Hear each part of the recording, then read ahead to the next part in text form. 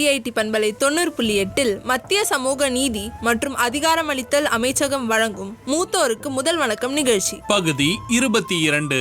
முதியோர் நலன் பேணுவோம், சமுதாய நலன் காப்போம். வேலூரின் மூத்த குடிமக்களின் நலன் காக்க தேவைப்படும் தகவல்களை வழங்கும் நிகழ்ச்சி. இது இந்திய சமுதாய வானொலி கூட்டமைப்பின் ஒரு முயற்சி. இந்த வாரம் மூத்த குடிமக்களுக்கான அவசர தயார் நிலை மற்றும் அவசர மேலாண்மை பற்றி பல தகவல்களை தருது மூத்தோருக்கு முதல் வணக்கம் நிகழ்ச்சி.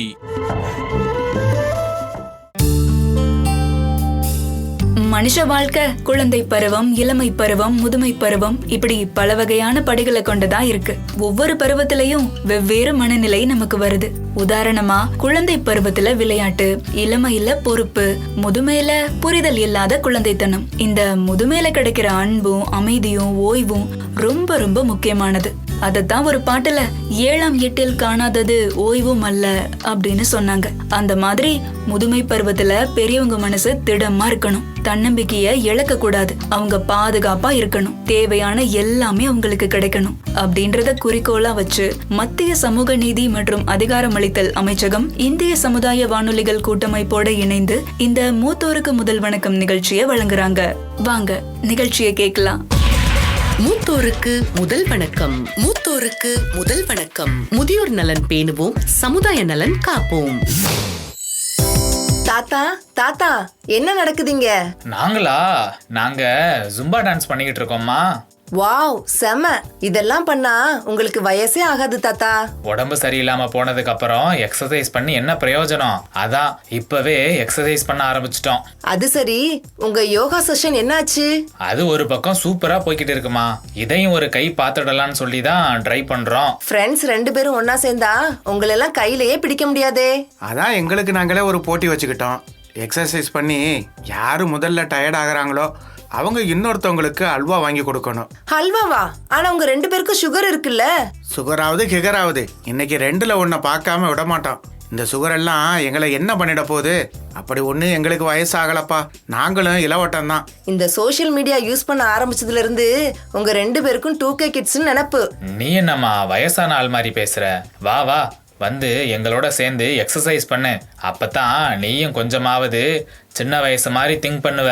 ஐயோ தாத்தா, வேணவே வேணாம். நான் இப்பதான் பேட்மிண்டன் விளையாட்டு வந்தேன், கொஞ்சம் ரெஸ்ட் எடுக்கிறேன். தெரியும், சும்மா ஒரு பேச்சுக்கு தான் கூப்பிட்டு பார்த்தோம். நீ வரலன்னு சொல்லிட்ட, சந்தோஷம். நீ வந்திருந்தா ஹல்வாக்கு ஒரு ஆள் எக்ஸ்ட்ரா கூடி இருக்கும்.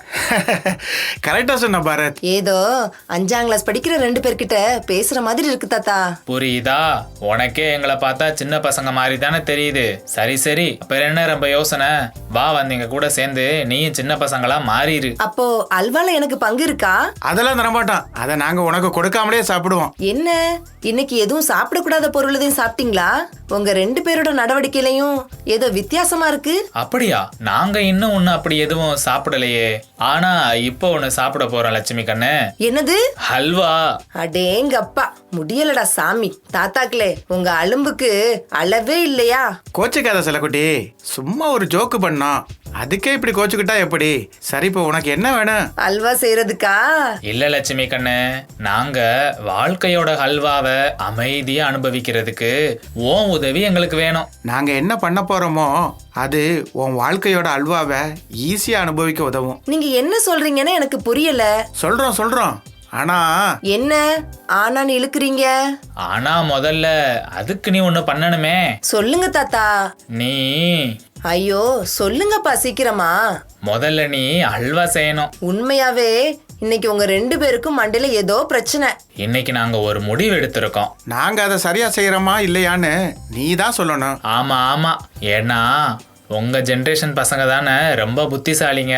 அம்மாடியோ, ரொம்ப புகழ்ச்சியெல்லாம் வேணாம் தாத்தா, சீக்கிரம் சொல்லுங்க, உங்களுக்கு என்ன ஹெல்ப் வேணும்? உனக்கு தான் தெரியுமே, நான் வாழ்க்கை பூரா வேலை செஞ்சேன். ரிட்டையர் ஆனதுக்கு அப்புறம் இந்த வீட்டை கட்டினேன். சரி, இப்ப அதுக்கு என்ன? நீங்க வாழ்க்கைய பாக்குற மாதிரி நாங்க பாக்கல. நாங்க எப்படி வாழ்க்கைய பாக்குறோம்? நீங்க வாழ்க்கையை அனுபவிக்கிறீங்க, பொறுப்புகளையும் புரிஞ்சுக்கிறீங்க. உங்க சொந்த சந்தோஷத்துக்கு எப்படி முன்னுரிமை கொடுக்கணும்னு உங்களுக்கு நல்லாவே தெரிஞ்சிருக்கு. என் வாழ்க்கை பூரா வேலை குடும்பம்னே ஓடிருச்சு. இப்பதான் தெரியுது எதிர்காலத்தை பத்தி எந்த திட்டமும் இல்லாம வாழ்ந்திருக்கோன்னு. அதுக்குன்னு இப்ப எங்க பசங்களை குறை சொல்றோம்னு தப்பா நினைக்க கூடாது. ஆனா எனக்கும் புரியுது தாத்தா, நீங்க என்ன முடிவு எடுத்திருந்தாலும் அது சரியா தான் இருக்கும். நாங்க சொல்றத கேட்காம எந்த முடிவும் எடுத்துறாத. முதல்ல நாங்க சொல்ற திட்டத்தை கேளு, அப்புறம் உன் அட்வைஸ சொல்லு. சரி சரி, ஏதோ பெருசா ஒரு சம்பவம் நடக்க போகுதுன்னு நினைக்கிறேன். அதுக்கு முன்னாடி ஒண்ணு பண்ணணும். என்ன பண்ணணுமா? நீங்க ஹல்வா சாப்பிடுறது தான். சரி சரி, எக்ஸசைஸ் பண்ணி ரொம்ப டயர்டா இருக்கீங்க, போய் ஃப்ரெஷ் அப் ஆயிட்டு வாங்க. நாம இன்னைக்கு சமுதாய வானொலி நிலையத்துக்கு போகணும் இல்ல? போங்க போங்க, போய் சீக்கிரம் கிளம்புங்க. இந்தா 2 நிமிஷத்துல ரெடி ஆயிடுறோம். மூத்தோருக்கு முதல் வணக்கம். மூத்தோருக்கு முதல் வணக்கம். முதியோர் நலன் பேணுவோம், சமுதாய நலன் காப்போம். மத்திய சமூக நீதி மற்றும் அதிகாரமளித்தல் அமைச்சகம் மற்றும் சமுதாய வானொலிகள் கூட்டமைப்பு இணைந்து வழங்குற மூத்தோருக்கு முதல் வணக்கம் நிகழ்ச்சியை கேட்க காத்துட்டு இருக்கிற எங்களோட அன்பான நேயர்கள் அனைவருக்கும் தாழ்மையான வணக்கம். இன்னைக்கு உங்க கூட பேச வந்திருக்கிறோம். நானும் என்னோட பேத்தி லட்சுமியும் கூடவே என் ஃப்ரெண்டும் வந்திருக்காப்புல. என்ன நேயர்களே, நிகழ்ச்சிக்குள்ள போகலாமா? உடம்புல தெம்பு இருந்தவரை வயசானவங்க அவங்களுக்கு தேவையான விஷயங்களை அவங்களே பார்த்துப்பாங்க. எப்போ அவங்க உடம்பு தளர்ந்து போகுதோ அப்போ மற்றவங்களோட கண்காணிப்பும் கவனிப்பும் ரொம்பவே அவசியம். கூடவே அவங்க தனிமரம் கிடையாது, அவங்கள பாத்துக்கிறதுக்கு அவங்களோட குடும்பம் இருக்குது. எந்த ஒரு சூழ்நிலையா இருந்தாலும் அவங்களுக்கு உதவி செய்ய ஏதோ ஒரு கை ஓடி வரும் அப்படிங்கிற நம்பிக்கைய அவங்க மனசுல விதைக்கணும். அப்படிங்கிறதுக்காக தான் இந்த மூத்தோருக்கு முதல் வணக்கம் நிகழ்ச்சி மூலமா ஒவ்வொரு வாரமும் மூத்த குடிமக்களுக்கான அரசோட திட்டங்கள் உதவிகள் என்னெல்லாம் இருக்குன்னு உங்களுக்கு சொல்றதுக்காக தான் நானும் என் தாத்தாவும் வந்திருக்கோம். என்ன தாத்தா, நான் சொல்றது சரிதானே? ஆமா லட்சுமி, வயசான காலத்துல தன்னம்பிக்கையோட நடத்தப்படுறது எவ்வளவு முக்கியமோ அதே மாதிரி அவங்க மரியாதையாவும் நடத்தப்படணும். எந்த ஒரு வெறுப்புக்கும் ஆளாக கூடாது. கௌரவமா அவங்களோட கடைசி காலத்தை வாழ்ந்து கழிக்கணும். ஒரு வாரமும் இதெல்லாம் பத்தி தான் பேசிட்டு இருக்கோம் இல்லையா? இன்னைக்கும் அதோட தொடர்ச்சியா தான் இருக்க போகுது நிகழ்ச்சி. முதலாவது நம்ம பார்க்க போறது மூத்த குடிமக்களுக்கான ஒருங்கிணைந்த திட்டம். பராமரிப்பு இல்லாம தனிமையில வாழ்ந்துகிட்டு புறக்கணிப்போடு இருக்கக்கூடிய முதியவங்களுக்கு இந்த திட்டம் ஒரு வரப்பிரசாதம்னே சொல்லலாம். இந்த திட்டத்துக்கு கீழே தான் தொண்டு நிறுவனங்கள், முதியோர் இல்லங்கள், பராமரிப்பு மையங்கள் இது எல்லாமே அவங்களுக்கு தேவையான வசதிகளையும் ஆதரவையும் பெற்றுட்டு இருக்காங்க. ஏதோ ஒரு வகையில மூத்த குடிமக்களுக்கான ஒருங்கிணைந்த திட்டம் மூலமா வயசானவங்களுக்கு தேவையான ஆறுதலும் பாதுகாப்பும் கிடைக்குது. ரொம்ப முக்கியமான ஒண்ணு இருக்கு கண்ணு, முதியவர்களுக்கான உதவி எண் 1 4 5 6 7. முதியவங்களுக்கு அரசோட சேவைகளை பெறதுல எந்த ஒரு சிக்கலும் இருக்கக்கூடாது அப்படின்றதுக்காக நம்ம மத்திய சமூக நீதி மற்றும் அதிகாரமளித்தல் அமைச்சகம் கொண்டு வந்திருக்கிற ஒரு உதவி எண் தான் இந்த 1 4 5 6 7. இந்த நம்பருக்கு கால் பண்றது மூலமா ஓய்வூதியம் சம்பந்தமான தகவல்கள், சட்ட பிரச்சனைகள், ரேஷன் கார்டு ஏதாவது எடுக்கணும்னாலும், வீட்டு வசதி திட்டங்கள் பத்தி தெரிஞ்சுக்கிறோம்னாலும், ஆயுஷ்மான் அட்டைகள் வாங்கணும்னாலும் இது மூலமா பண்ண முடியும். ஒரு தடவை வயசானவங்க இந்த நம்பருக்கு கால் பண்ணாலே போதும், அவங்க பிரச்சனை எல்லாமே சால்வ் ஆகிடும். அது மட்டும் இல்ல தாத்தா, வயசானவங்களை பராமரிக்க அனுபவம் உள்ளவங்க தேவைப்படுறதுனால பெரியவங்களை எப்படி பராமரிக்கிறது, அவங்கள எப்படி கையாளுறதுங்கிற பயிற்சியையும் கொடுக்கறாங்க. இந்த திட்டத்தின் மூலமா நிறைய தொழில் முறையில வேலை செய்யக்கூடிய முதியோர் பராமரிப்பாளர்களை உருவாக்கி மூத்த குடிமக்களோட தேவைகளை புரிஞ்சுக்கிட்டு அவங்களுக்கு நல்ல ஒரு பராமரிப்பு சேவையும் கொடுக்கப்படுது. அடுத்ததான் நாம பார்க்க போறது இந்த சேஜ், அதாவது இத சீனியர் கேர் growth என்ஜின் அப்படின்னு சொல்லுவாங்க. இந்திய அரசாங்கத்தோட சமூக நீதி மற்றும் அதிகாரமளித்தல் அமைச்சகம் முதியோர் பராமரிப்பு பொருட்கள் மற்றும் சேவைகளை மேம்படுத்துறதுக்காக கொண்டு வந்திருக்கிற ஒரு முயற்சி தான் இந்த போர்ட்டல். புதுசா தொழில் தொடங்கக்கூடியவங்க, அதுவும் குறிப்பா வயசானவங்களுக்காக பராமரிப்பு பொருட்கள் தயாரிக்கக்கூடியவங்க, அது சம்பந்தமான தொழில் தொடங்கணும்னு நினைச்சாங்கன்னா இந்த ஒரு போர்ட்டலை அவங்க பயன்படுத்திக்கலாம். இது மூலமா வயசானவங்களுக்கு தேவையான பொருட்களை, சேவைகளை அடையாளம் கண்டுபிடிச்சு அதை தயாரிச்சு அதுக்கான தீர்வுகளை கொடுத்து மதிப்பீடு செஞ்சு சரிபார்த்து ஒருங்கிணைக்கிறது. இது எல்லா வேலையுமே இந்த சேஜ் திட்டத்துக்கு கீழே மத்திய சமூக நீதி மற்றும் அதிகாரமளித்தல் அமைச்சகம் கொண்டு வந்திருக்காங்க.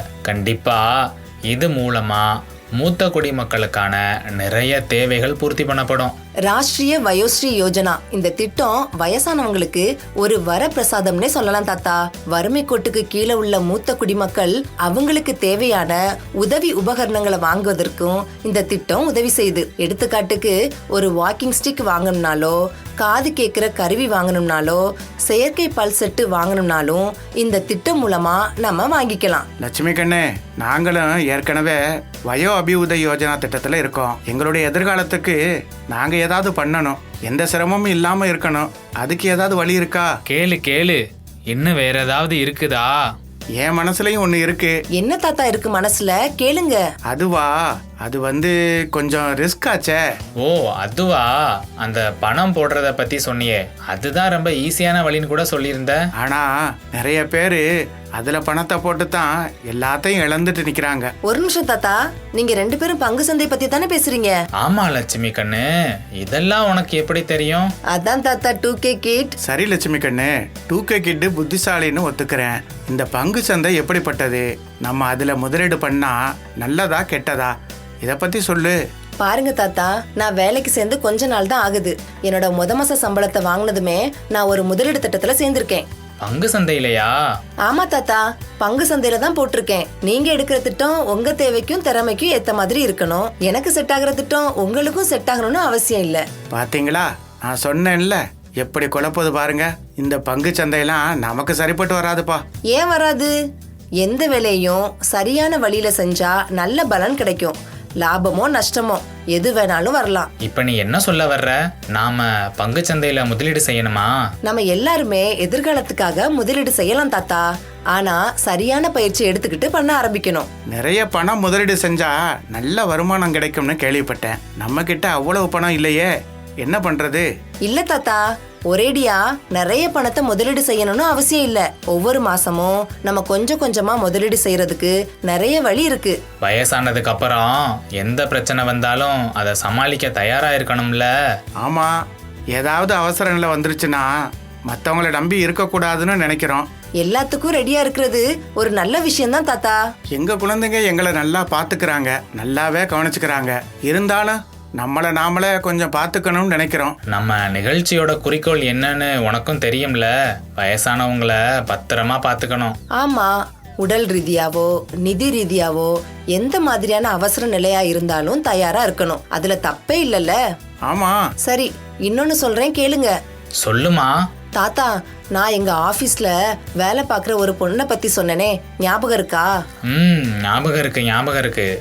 முத நாளே உனக்கு நல்ல ஃப்ரெண்ட் ஆகிட்டான்னு சொன்னியே, அந்த பொண்ணு தானே? ஆமா, இன்னைக்கு அவங்க அம்மாவை தான் பார்த்தேன். அவங்க சொன்ன விஷயம் செம்ம சூப்பரா இருக்கும். ஓ, அவங்க என்ன சொன்னாங்க? அத நான் கதையாவே சொல்றேன். என் ஃப்ரெண்டோட அம்மா தான் நம்ம கதையோட ஹீரோயின். ஆனா அவங்களோட பேர் எனக்கு தெரியல. அவங்களுக்கு ஒரு பேர் வைக்கலாமா? என்ன பேர் வைக்கிறது? சுனிதா. அவங்களுக்கு சுனிதான்னு பேர் வைக்கலாம்ல. ஓஹோ, காலேஜ்ல படிச்ச சுனிதாவா? இன்னும் நீ அவங்கள மறக்கலையா? சும்மா தாப்பா சொன்னேன். அப்படியா? எப்படி அந்த பேரை மட்டும் அப்ப கரெக்டா சொல்ற? பேத்தி இருக்கா, சும்மா இருப்பா. சரி, அவங்கள சுனிதான்னே கூப்பிடலாம். கதை என்னன்னா, சுனிதா ஒரு சாதாரண குடும்பத்துல இருந்து வந்த பொண்ணு. அவ படிப்புல கெட்டிக்காரி, புத்திசாலி, நிறைய விஷயங்கள் செய்யணும்னு நினைச்சா. ஆனா நிறைய வீட்டுல நடக்கிற மாதிரி தான் 22, 23 வயசுல கல்யாணம் பண்ணி வச்சுட்டாங்க. அவளும் வீடு, குடும்பம், சொந்தக்காரங்கன்னு எல்லாரையும் ரொம்ப நல்லாவே பாத்துக்கிட்டா. இதுல என்ன இருக்கு லட்சுமி கண்ணு? நம்ம ஊர்லயே நிறைய பெண்கள் இதைத்தானே செய்யறாங்க. சரிதான், ஆனா கதை தொடங்குறது சுனிதாவுக்கு 55 வயசு ஆகும்போது. ஓஹோ, அப்ப இந்த கதை அவங்களோட வயசான காலத்தை பத்தினதா? இல்ல தாத்தா, இந்த கதை அவங்களோட 2வது இளமைய பத்தி. நல்லா இருக்கும் போலயே, நீ கதைய சொல்லு. என் கூட இருக்கவன் காலேஜில் பார்த்த அந்த சுனிதாவை நினச்சிக்கிட்டு இருக்கான் போல. பாரத், என்ன மட்டும் சொல்லாதாப்பா, உனக்கும் அவளை பிடிக்கும்ல. நீயும் தான் எப்பவும் அவளுக்காக பச்சை மாங்காய், கொய்யா, நெல்லிக்காய்னு கொண்டு வருவ. அதனால தானே சொல்லிக்கிட்டே இருக்க. அதெல்லாம் உனக்காகத்தான் நண்பா. எனக்காகவா? நம்புறேன் நண்பா. சரி லட்சுமி, நீ கதைய சொல்லு. அவன் சொல்ற பொய்யெல்லாம் நம்பாத. உங்க 2 பேர்ல யாருக்கு அந்த சுனிதாவை பிடிச்சிருக்குன்னு எனக்கு தெரியல. ஆனா இந்த சுனிதாவுடைய கதையை கேட்டதுக்கு அப்புறம் நீங்க 2 பேரும் கண்டிப்பா அவங்களோட ஃபேன் ஆயிடுவீங்க. சரிம்மா, நீ மேல சொல்லு. சுனிதாவுக்கு ஒரு 35லேருந்து 40 வயசு இருக்கும்போது அவங்க கணவர் இறந்து போயிட்டாங்க. அவங்க குழந்தைங்களுக்காக அம்மாவாவும் அப்பாவாவும் அவங்களே மாறினாங்க. அப்போ அவங்க வாழ்க்கையில ஒரு திருப்பம் நடந்துருச்சு, அப்படிதானே? இல்ல தாத்தா, உண்மையான திருப்பமே அவங்களுக்கு 57 வயசுல தான் வந்துச்சு. குழந்தைங்க எல்லாரும் அவங்க சொந்த வாழ்க்கையில பிஸி ஆயிட்டாங்க. இப்ப அவங்களுக்கு செய்யறதுக்கு எதுவுமே இல்ல. அப்பதான் வீட்டு வேலைகளை பார்க்கும்போது குழந்தைங்கள நல்லா கவனிச்சுக்கணும் அப்படிங்கிறதுக்காக அவங்களையே அவங்க சரியா கவனிச்சுக்கலங்கிறத உணர்ந்தாங்க. இப்போ உடம்பும் பாரம் ஆயிடுச்சு, மூட்டும் வலிக்க ஆரம்பிச்சது. அவங்க தனிமையா இருக்கிறத உணர ஆரம்பிச்சாங்க. எனக்கு புரியுது. வயசாகும்போது நாம ரொம்ப தனியா இருக்கிற மாதிரி உணர ஆரம்பிப்போம். அந்த மாதிரி நேரத்துல ஒரு நண்பர் இருந்தாதான் சமாளிக்க முடியும். ஆம்பளைங்களுக்குலாம் ஈஸியா ஃப்ரெண்டு கிடைப்பாங்க.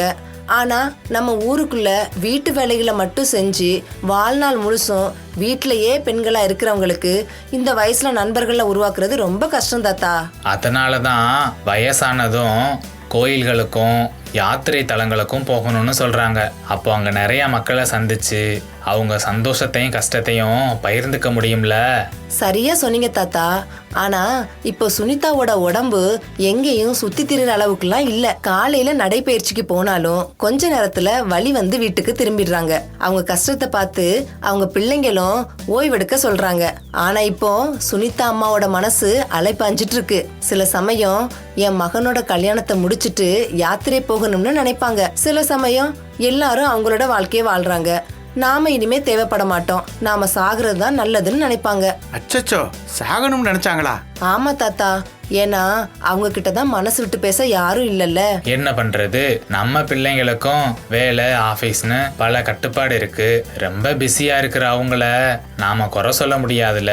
ஆமா, குழந்தைகளை நல்லா வச்சுக்க அவங்களால முடிஞ்ச வரைக்கும் முயற்சி பண்றாங்க. ஆனா அவங்களுக்குன்னு ஒரு வாழ்க்கை இருக்கு. பெரியவங்களோட வேகத்துக்கு ஏத்த மாதிரி அவங்களால எல்லாத்தையும் செய்ய முடியாதுல. உங்க 2 பேரோட சிறப்பம்சம் என்னன்னா எல்லாத்தையும் 2 பக்கத்துல இருந்துமே பாக்குறது தான். அதே மாதிரி சுனிதாவும் ஒரு நாள் கண்ணாடிக்கு முன்னாடி நின்னுட்டு அவங்க வாழ்க்கையோட மறுபக்கத்தை பத்தி யோசிக்க ஆரம்பிச்சாங்க. நான் உண்மையிலே இந்த மாதிரி வாழ்க்கையை தான் வாழணுமா, எல்லாத்துக்கும் ரொம்ப கஷ்டப்படணுமா, வேணவே வேணாம், இது எல்லாத்தையும் மாத்தணும்னு முடிவு பண்ணாங்க. அதுக்கு என்ன பண்ணாங்க? அவங்க வீட்டு பக்கத்துல இருந்த ஜிம்லயே சேர்ந்தாங்க. வயசானதுக்கு அப்புறம் எதுக்குமா ஜிம்முக்கெல்லாம் போகணும்? இல்ல தாத்தா, இப்போல்லாம் நிறைய வயசானவங்க ஜிம்முக்கு போறாங்க. பெரிய பெரிய ஒர்க் அவுட் பண்ணலாட்டியும் சின்ன சின்னதா லேசான எக்ஸசைஸ், ஜும்பா டான்ஸ், யோகா இதெல்லாம் செய்யறாங்க. சரி, நம்ம சுனிதா ஜிம்ல என்ன பண்றாங்க அத சொல்லு. அது சரி, சுனிதா ஜிம்முக்கு போய் சின்ன சின்ன ஒர்க் அவுட்லாம் பண்ணாங்க. அப்புறம் தான் உண்மையான திருப்புமுனையே வந்துச்சு. சுனிதா 1 வருஷம் தொடர்ந்து இதை பண்ணாங்க. அவங்க எடையும் குறைய ஆரம்பிச்சிச்சு. அப்பதான் அவங்களோட வாழ்க்கையில அவங்களுக்கு ஒரு நம்பிக்கை வந்துச்சு. அதுக்கப்புறம் ஒரு தைரியமான காரியம் பண்ணாங்க. போய் அவங்க ஜிம் பயிற்சியாளர்கிட்ட வெயிட் லிஃப்ட் பண்ணணும்னு சொன்னாங்க. வெயிட் லிஃப்டா? பெரிய தம்பிள்ஸை தூக்குவாங்களே. ஆமா தாத்தா, முதல்ல அவங்க சின்ன தம்பிள்ஸோட தான் தொடங்கினாங்க. அதுக்கப்புறம் பெரிய வெயிட் லிஃப்டிங் பயிற்சிலாம் செய்ய ஆரம்பிச்சு 60 வயசு ஆகும்போது முதியோர்களுக்கான வெயிட் லிஃப்டிங் பிரிவில் மாநில அளவில் தங்க பதக்கம் வாங்கினாங்க. வாவ், நிஜமாவே நம்ம சுனிதா ஹீரோயின் தான்ப்பா. நல்ல மோட்டிவேஷனா இருக்கு. இல்ல தாத்தா, கதை இன்னும் முடியல. அவங்க இப்படி பண்றத பார்த்துட்டு நிறைய பேரு வயசானதுக்கு அப்புறம் இதெல்லாம் பண்ணீங்கன்னா உங்க எலும்பும் மூட்டும் உடைஞ்சிரும், அப்புறம் படுக்கையிலே இருக்கணும், ஹாஸ்பிட்டலுக்கே எல்லா பணத்தையும் வீணாக்கணும்னு சொல்லிக்கிட்டே இருந்தாங்க. அதே மாதிரி வயசானதுக்கு அப்புறம் இதெல்லாம் தேவையான கிண்டல் கூட பண்ணாங்க. ஆனா அது எல்லாத்தையுமே காதுல வாங்கிக்காம முன்னேறி போய்கிட்டே இருந்தாங்க. இன்னைக்கு அவங்களுக்கு 69 வயசு. நிறைய சர்வதேச போட்டியில கலந்துக்கிட்டு எக்கச்சக்கமான பதக்கங்களை ஜெயிச்சிட்டாங்க. தினமும் 5 கிலோமீட்டர் தூரம் ஓடுறாங்க. இப்போ செம ஃபிட்டா அழகா இருக்காங்க. உங்க காலேஜ்ல பார்த்த சுனிதாவை விட ரொம்ப அழகா இருக்காங்க.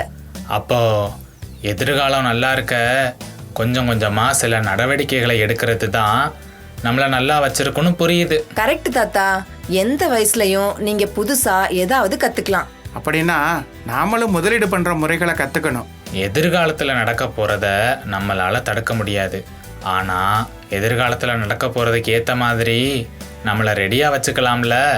நாளைக்கு வேண்டியதை இன்னைக்கே பண்ணணும். என் ஓய்வூதியத்தை 2 பகுதிகளாக பிரிச்சுக்கிறேன். ஒன்றை வங்கியில் போட்டுடுறேன், இன்னொன்று முதலீடு செஞ்சிடுறேன். சூப்பர் தாத்தா. இன்னைக்கே ஒரு நல்ல ஆலோசகரை உங்களுக்கு அறிமுகப்படுத்த போறேன். அவர்கிட்ட கேட்டு புரிஞ்சுக்கிட்டு தெளிவா முதலீடு பண்ணுங்க. இன்னைக்கு ரொம்ப சந்தோஷமா இருக்குப்பா. ஸ்வீட்டு சாப்பிட்டதால சொல்றியா? அது சரி. இல்ல உங்க காலேஜ் சுனிதாவை ஞாபகப்படுத்துனதுனாலயா? லட்சுமி, நீ அவங்க கூட சேர்ந்து என்ன கலாய்க்கிறியே? சரி நண்பர்களே, இன்னைக்கான உரையாடல்ல இதோட முடிச்சுப்போம். இன்னைக்கு நாங்க சொன்ன கதை, நாங்க பேசிக்கிட்டதெல்லாம் நீங்க ரசிச்சிருப்பீங்கன்னு நம்புறேன். கண்டிப்பா உங்களுக்கு பிடிச்சிருக்கும் லட்சுமி. சரி நேயர்களே, நாங்க போயிட்டு வர்றோம். மறுபடியும் அடுத்த நிகழ்ச்சியில வந்து சந்திக்கிறோம். வணக்கம் தாத்தா, வணக்கம் பாட்டி. உங்க 2 பேரோட பேரை ஃபர்ஸ்ட் சொல்லுங்க.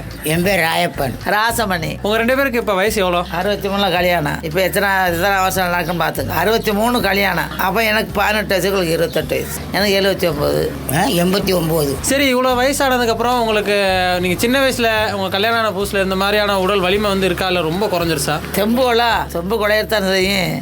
எப்போ போல எந்த மக்களும் எங்களுக்கு தொந்தரவு கொடுக்காம ஆண்டவர், நீ இந்த இப்படி கிடக்கான இவனை பார்க்கணும், யாரும் பேசாம கொள்ளலாம், எங்களை முழுக்க எடுத்துறணும் நல்ல சோத்தோட. அதான் நாங்கள் ஆண்டட்ட வரங்க. சரியா? இப்போ ஒரு நாளைக்கு எவ்வளோ நேரம் 2 பேரும் வேலை பார்ப்பீங்க? என்னென்ன வேலைன்னா பார்க்க? ஒரு வேலையில் வேலை பார்க்கணும். சும்மா இந்த ஒரு பாத்திரம் நடக்கும்ல, மரமாக விலை கூட மாட்டாங்க. நீங்கள் ஒன்றும் பார்க்க வேண்டாம். சாப்பிடலாம், இருக்கலாம். இதான் இப்படி தான் இருந்துக்கிட்டு இப்போ 2 வருஷமா. நம்மளுடைய கதையும் அதே தான். மரும சாப்பாடு கொடுப்போம், காப்பி பலகாரம் சாப்பிட்டு நம்ம இருக்க வேண்டியது. அங்கே 4 மணிக்கு போய் அங்கே நம்ம வயசு ஆட்களோட பேசிக்கிட்டு இருப்பாங்க. காலையில் வேலையில் 4 மணிக்கு போயிடுவாங்க. அங்கே உள்ள ஆட்களோட பேசிக்கிட்டு வருவா. இப்போ கடைக்கு போயிட்டு தான் வந்து சாப்பிட்டு உட்காந்து. சரி, இவ்வளோ வயசானாலும் உங்களுக்கு வந்து நீங்கள் சொல்கிறதுபடி பார்த்தாலும் உங்களுக்கு ஒரு பெரிய அளவுக்கு ஒரு பிரச்சனை இருக்குமானா தெரியல. நல்ல ஒரு 79 வயசு 89 வயசில் நல்ல உடம்பு ஆரோக்கியமாக தான் இருக்குது. இவ்வளோ ஆரோக்கியத்துக்கு காரணம் என்ன? அந்த காலத்தில் சாப்பாடு காரணம். உள்ள சாப்பாடு தான் இப்போ அப்போ உள்ள சாப்பாடு தான் உரம் போட்டு கொடுக்குறாரு. கம்மஞ்சோறு, குருதாளி சோறு, கேப்பக்கூழ், அப்போட சாப்பாடு அதான். சில வீட்டில் தான் அரிசி சோறு பொங்க, மற்ற வீட்டில் 3 வேளைக்கு அந்த சாப்பாடாக தான் இருக்கும். அப்போ உள்ள தேனு அதான். இவ்வளோ வயசுக்கு கிடக்கிற இருந்துச்சுன்னா தாய்ப்பால், கம்பஞ்சோறு, கேப்பக்கூறு இதான் சாப்பாடு எங்களுக்கு. அப்போ உள்ள சாப்பாடு இதான் கிடக்கும். இப்போ உள்ள சாப்பாடு தள்ளி இருக்கு. எந்த வயசு வரை நீங்கள் நல்லா வேலை பார்த்தது, நல்லா வந்து ஆடி வந்து வேலை பார்த்தோன்னா எவ்வளோ வயசு வரை இருக்கும்? எத்தனை வருஷமா அதெல்லாம் பார்க்கல, ஓய்வு எடுக்கிறியா? இப்போ ஓய்வு எடுக்கிறதா? இப்போ ஒரு 2 வருஷமா ஓய்வு எடுத்துக்க. தொழிலுக்கு தான் போக மாட்டாங்க. தொழில் வீட்டில் இருக்க அதே மாதிரி தான், மற்ற வேலை பார்க்க மாட்டாங்க. 3 வருஷமா அந்த வீட்டு வேலையோட பார்க்குற கூட அது கூட இல்லாமல் 2 வருஷமா சும்மா தான் இருக்கணும். சாப்பிட்றோமா, மனுஷ மக்களோட பேசிக்கிட்டு இருக்கோமா, அங்கே படுக்கமா, நைட்டு, இதுதான் எங்களுக்கு வேலை. அதுக்கு முன்னாடி எவ்வளோ நேரம் ஒரு நாளைக்கு வேலை வைப்பீங்க? அதுக்கு ஒரு நாள் நம்ம சோறுங்கிற நேரம், சாயங்காலம் சோறுங்க நேரம், நைட்டு சோறுங்க நேரம், பாத்திரம் பண்ண வளர்க்குற நேரம், அது எப்படி 1 மணி நேரம் ஆகும். ஒரு நாளைக்கு 1 மணி நேரம் அந்த ரவம் பண்ணி சாப்பிட்றது, பொங்குறது, ஆக்குறது, பிள்ளைகளுக்கு அமர்த்துறது, கொள்றது, வாங்குறது. கடலுக்கு போய் 15 வருஷம் போகிறது கிடையாது. கடைக்கு போவேன், வருவேன், டீ குடிப்பேன், சாப்பிடுவேன். இப்படிதான் எங்கள் நாள் ஓடிக்கிட்டே. அப்போவுமே கடல் மேலே வேலை வெட்டி பாப்பா கொள்வாங்க. கடல் கூரை கணக்கு தாரும், அதில் வலை ஒட்டா பாடும். சொல்லுங்க தெரியாத மீன் கீழே போடி நிலத்துல போய்கிட்டு இருக்கேன். நான் தோணியில் உட்காந்துக்கிட்டு இருப்பேன். அந்த மீன் போகிறது எனக்கு தெரியும். ஒரு மாதிரி இந்த கம்மஞ்சோரில் ஆடை மாதிரி படுறதுல அதே மாதிரி மாம்பால் உள்ளுக்கிட்டே போகும். நான் அதை பார்த்துக்கிட்டே இருப்பேன். அந்த மீனை எங்கே போதோ போய் பிடிச்சிட்டு வந்துடுவேன். அது நம்மளுடைய கணக்கு. அவரோட கடை நல்லா பார்ப்பாங்க. நமக்கு வீட்டு வேலை, மற்ற வேலை வீட்டு வேலை. சரி, இப்போ வயதானதுக்கு அப்புறம் இப்போ கால் வலி வரும், கண்ணு பார்வை குறையும், அதனால என்னென்ன பிரச்சனை உங்களுக்கு சந்திக்கிறீங்க? அதெல்லாம் ஒரு பிரச்சனை சந்திக்கல. கடவுளாக பார்த்து சந்திச்சு அந்த கால் வலி, முட்டு வலி, கை வலி அது வாரதான் போகிறதான். அதுக்கு தகுந்த மாத்திரை டானிக்கு சாப்பிட்டு. மற்ற தொந்தரவுலாம் எங்களுக்கு கிடையவே செய்யாது. ஒவ்வொரு டெலிவரிக்கு ஒவ்வொரு கஷ்டத்துக்கு எதுங்க ஆண்டவராக பார்த்து வழியிடுச்சு. அவ்வளோதான் எங்களுடைய. இப்போ நீங்கள் 2 பேரும் நல்லா ஆரோக்கியமாக இருக்கீங்க, உடம்பும் கொஞ்சம் தெம்பாக தான் இருக்குது. இப்போ வயதானவங்களுக்காக கொஞ்சம் நீங்கள் தினமும் நடங்க, தினமும் ஏதாச்சும் உடற்பயிற்சி பண்ணுங்கன்னு சொல்கிறாங்க. அதனால் உங்களால் பண்ண முடியுதா? அது போய்கிட்டு தான் இருக்கும். நடந்து போய் நடந்து வந்துக்கிட்டு நான் சொல்கிறேன்ல, விடியத்தில் காலையில் எந்திக்காகல, நான் 5 மணி 6 மணிக்கு எந்திக்கா அப்படியே போயிடுவாங்க. அங்கே ஆட்களோடு இருந்து பேசி வந்து செஞ்சல் கடையிட்டு பேசிக்கிட்டு இருந்து டீ குடிச்சிட்டு ஒன்றா வந்துடுவாங்க. சாயங்காலம் அதே மாதிரி 4 மணிக்கு போயிடுவாங்க. நான் அங்கிட்டு போக மாட்டேன். இப்போ தங்கச்சி வீடு அங்கிட்டு இருக்குது. அவன் வீட்டுக்கு நடக்க முடியல. இப்போ எனக்கு குறுக்கு வலி அது ஒன்று தான். மற்றெல்லாம் ஒன்றும் இல்லை இப்போ கடைசியாக ஒரே ஒரு கேள்வி மட்டும். இப்போ வயசானதுக்கப்புறம் இப்படி நிறைய கை வலி கால் வலி உங்களுக்கு கொஞ்சம் பரவாயில்லன்னு சொல்கிறீங்க. நிறைய பேர் வந்து நடக்காமே இருக்காங்க. வயசாகிறவங்க அது மனது ரீதியாக எவ்வளோ பிரச்சனையாக இருக்குது? அதாவது நம்ம நடக்கணும், வயசுக்கு தக்க நடக்கணும்.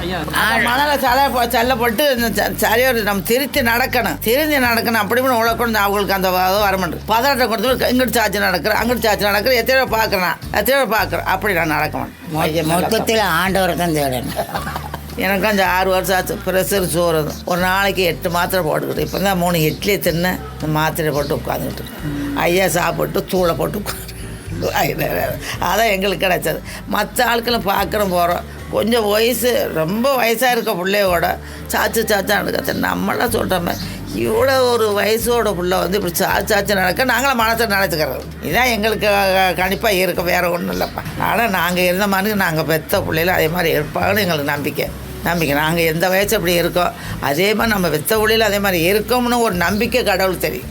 ரொம்ப அழகாகவே சொன்னீங்க. இதே மாதிரி நல்ல உடல் உள்ள சுகத்தோட இன்னும் ரொம்ப நாள் ரொம்ப வருஷம் ஆரோக்கியமாக வந்துருங்க. அதே மாதிரி சேர்ந்துருங்க. நான் தான் சொல்லிட்டேன் மொத்தமாக அவர் கையில் இருக்கு.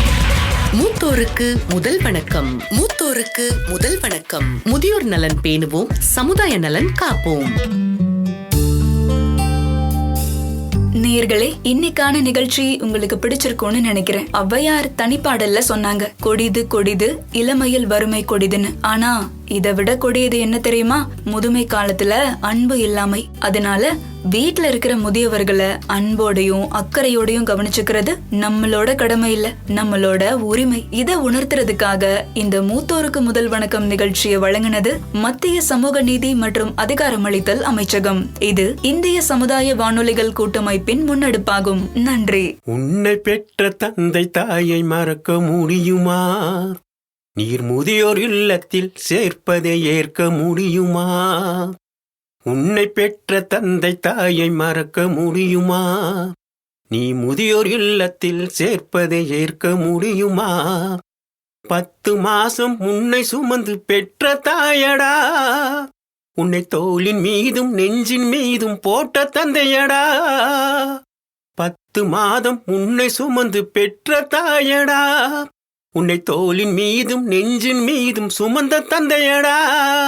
அன்பை மறந்து அறிவை இழந்து நீயும் போரியடா, அன்பை மறந்து அறிவை இழந்து நீயும் போரியடா. உன்னை பெற்ற தந்தை தாயை மறக்க முடியுமா?